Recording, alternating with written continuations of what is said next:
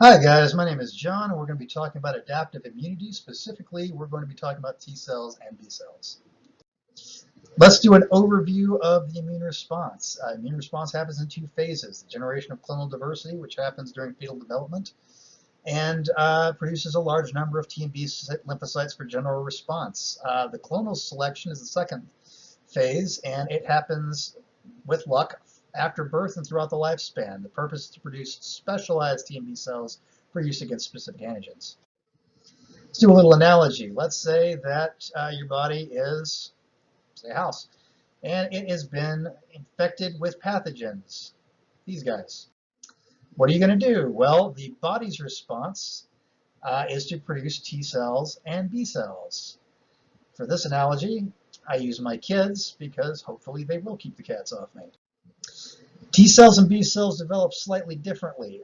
T cells develop in the thymus. They produce a T cell receptor. It's an alpha and beta chain, each with a variable and constant region. All T cells have or immunocompetent T cells have the protein CD3. Helper T cells and regulatory T cells also have CD4. Cytotoxic cells have CD8. B cells develop in the bone marrow, and they produce B cell receptors, which consist of the associated antibodies, membrane IgM, which is a monomer as opposed to a pentamer, and membrane IgD. T cell clonal selection. Cells are differentiated in specific roles. They differentiate from a precursor cell through T cell receptor and CD4 interactions with the antigen presenting major histocompatibility complex class 2.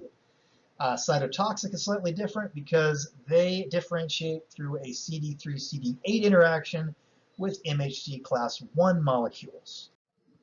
B cell clonal selection generally differentiates them into plasma cells.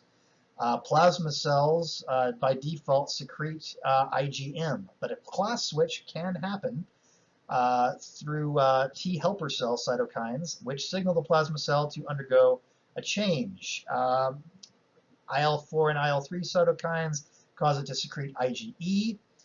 IL-5 cytokines cause it to change to secrete immunoglobulin A. Both T and B cells can differentiate into memory cells. Memory cells are extremely long-lived. They remain dormant until exposed to the same antigen, and once reinfection occurs, memory cells can rapidly become plasma cells or effector T cells. Effector T cells attack specific antigens on cell membranes. That makes them slightly different than natural killer cells, which do the same thing, but just check for membrane protein changes. Helper cells secrete lymphokine for different types of immune response.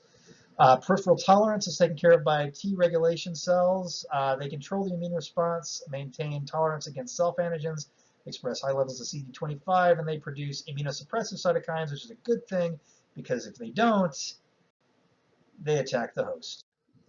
All right, guys, here's my references. I went a little over 3 minutes. Don't worry, I have included the PowerPoint in with the post, and I hope you'll have a great day.